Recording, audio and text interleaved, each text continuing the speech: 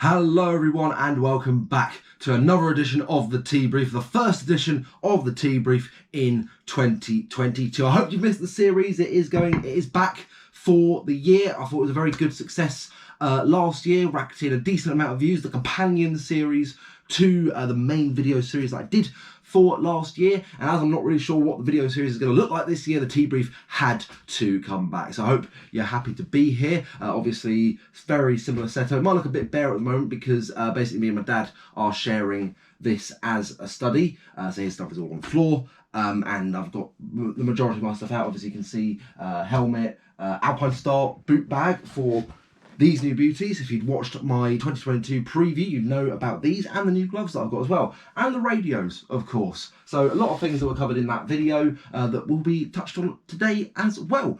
So the Tea Brief, what do we talk about here? We talk about the race in Club 100 that I did on the weekend, and in this case that was the endurance in the Clubman series. Normally last year I would talk about the endurances and the SP60, but I'm only in the endurances at the moment this year, so I can only really talk about the endurances. So yeah, before I crack into it, you're probably thinking, it looks like there's something missing from up here, and you would be correct. Normally, as you can see, I would have my 3 winners trophies and my 3 second places up there. You might just about be able to see the massive second place from the Elite Solo Endurance in Buckmore Park from a couple of years ago.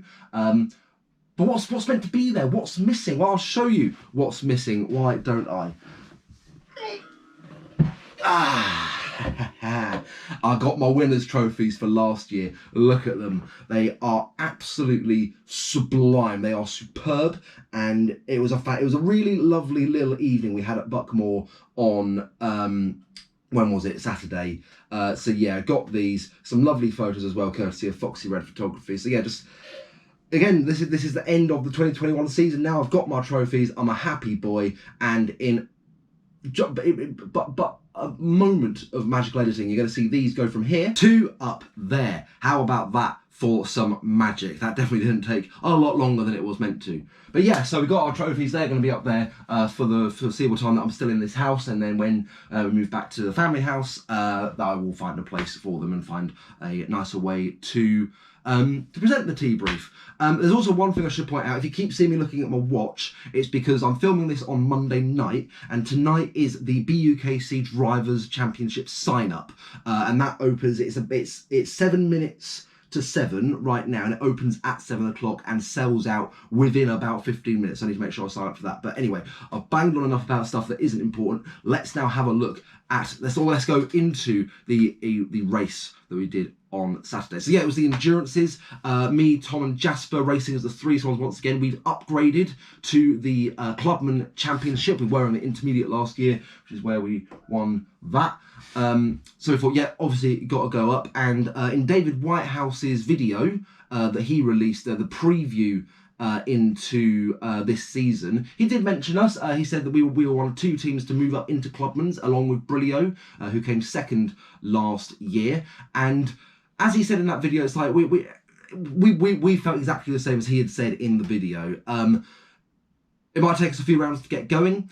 It might. We were on good Clubman pace last year, so we expected to be up there, but doing nothing major too early on. And that's how we were going into the day. I mean, I've seen the sheet list come out to see J.K. Rolling, Speed Screen, and there was somebody else, Conman Racing, all still Clubman teams. I thought, that doesn't seem right. They were the top 3 last year. Surely they should be a Prem team now.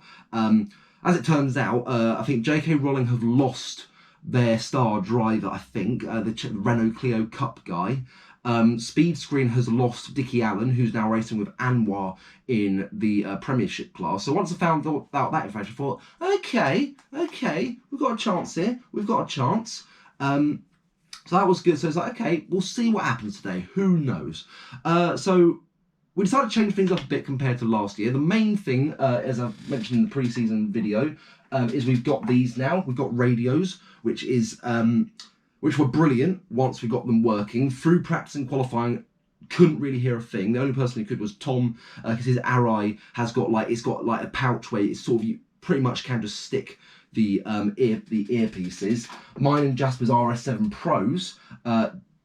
Jasper's is bigger than mine, so he was eventually able to put it in a similar position, and he said he could hear me perfectly.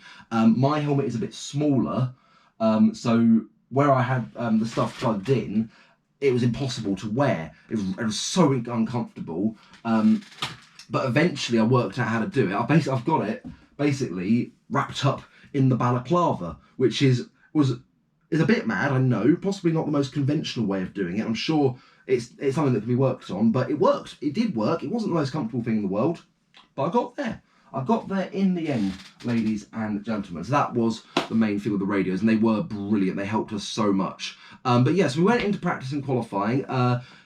The plan was for Jasper to start, Tom to go middle, and I would do the final stint. So we thought we'd replicate that in practice and quali, because Buckmore has traditionally been my circuit, it's my home circuit. I always go in as the favourite. So Jasper went out first, forgot to turn the GoPro on. Tom went out, turned the GoPro on, and then I went out for quali and set, I think, don't quote me on this, but I'm fairly certain my best quali in the endurances qualified us in 11th. Not the best quali for the team in general, but that was 5th at Bayford last year. But yeah, we got into 11th, the correct right-hand side of the grid, pole side of the grid, which is where I wanted to be. So I thought, right, we've got a good chance at the start.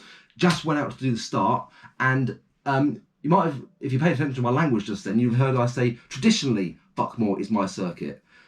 Not anymore, because it's firmly Jasper's, because he absolutely bossed it. He was absolutely fantastic. He got up into 6th on the first lap. He braked earlier for turn 1, knowing that the grip was a little bit off, as what we think now as a result of going after the guys in the SV60. And I think the guys on the left-hand side of the grid, they tried to do it as fast as they could, as my timer goes up to tell me start thinking about logging on for the registration. But yeah, he just absolutely smashed it and climbed up into P6 on lap 1. I remember him coming round, and in fact, Tom was watching with his dad down in the paddock, and I was up on the grandstands. And when he came through, I was like, he said to me on the radio, "Oh, that was a good start." And then I went, "Okay, good." And then I saw him come through. I was like, "Bloody hell, you're 6th!" And Tom and his dad couldn't find him for a few laps, thinking like, well, "Where is he?" Because you were expecting him to have had a mechanical problem, but no, he was up in 6th, and he was keeping pace with the likes of Titan, with who else was it? Constantine, Mr. Karting, Constantine, G3 Pro. He overtook Joe Holmes. It was amazing.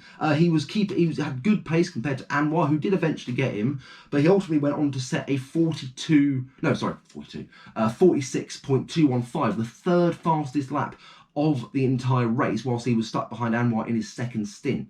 So it was brilliant. He was so good, and I'm so proud of him. And he is now like every team, I think, when you get to a certain level, has one driver who is amazing, and then 1 or 2 drivers who are good but not quite on the same level. So that driver is definitely Jasper.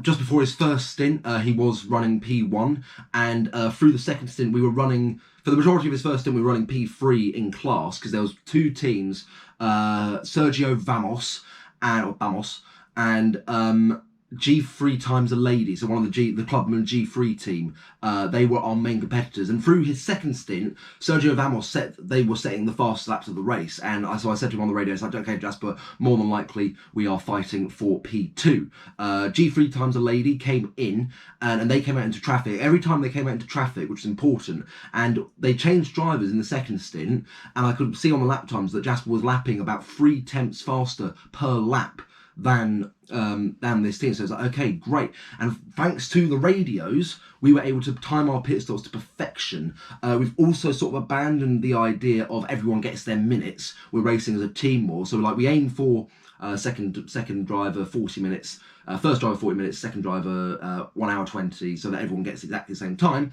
But I think we've all come to the realization we're mature enough to basically admit, like, yeah, we need to make sure we're in at a decent time and don't cock up the pit stops, so we can get a good result, get the best result for the team. So yeah, he came in at about 42 minutes in, switched over to Tom. I wasn't really paying too much attention to Tom's stint because I was trying to sort out my radio. It was very frustrating. But through that, ultimately Jasper came, when Tom came out, we were P1. All of a sudden, we were P1. Something had happened to Sergio Vamos, and G3 times a lady had fallen like a good 5-7 seconds back.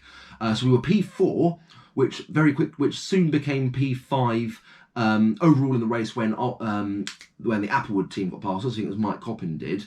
And as far as I'm aware, Tom had no dramas. I think he had one moment that was a bit of concern, but he also got caught up behind our friend Adam from Slow Coach Racing, but they didn't fight, which was great. So when Tom came in, I'd got my radio sorted. Tom came in, and it was a really slick pit stop.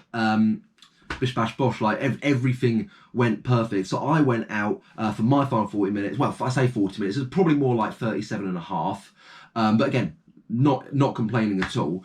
And then, yeah, like it was a really interesting stint for me because I was driving around and I got overtaken by this guy in red, who was really good, by the way. If you are the guy in red and black that I had a chat to, like, you'll know me with the green helmet.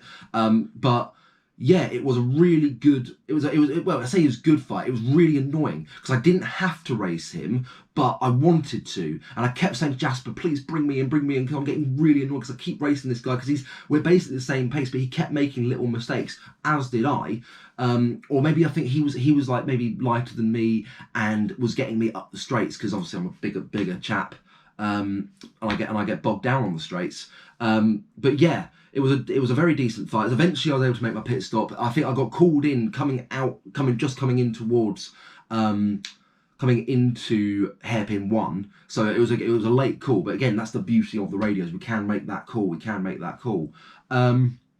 But yeah, the gap was at this point up to 20 odd seconds, and G3 times lady they'd had like a chain issue. Something went really wrong for them, so we were completely chilled. And I came out from my first stop into clear air, apart from Matt Horgan getting past me, which was a bit annoying. But he is to be fair to him, he is very, very fast. So Team Green, it's Lee Henderson's team, him, Matt and Steve Lindley, John.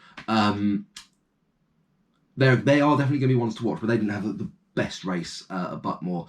But yeah, I had a little scrap with him, but I was mostly in clean air, lapping people, having a lovely time, just so chilled.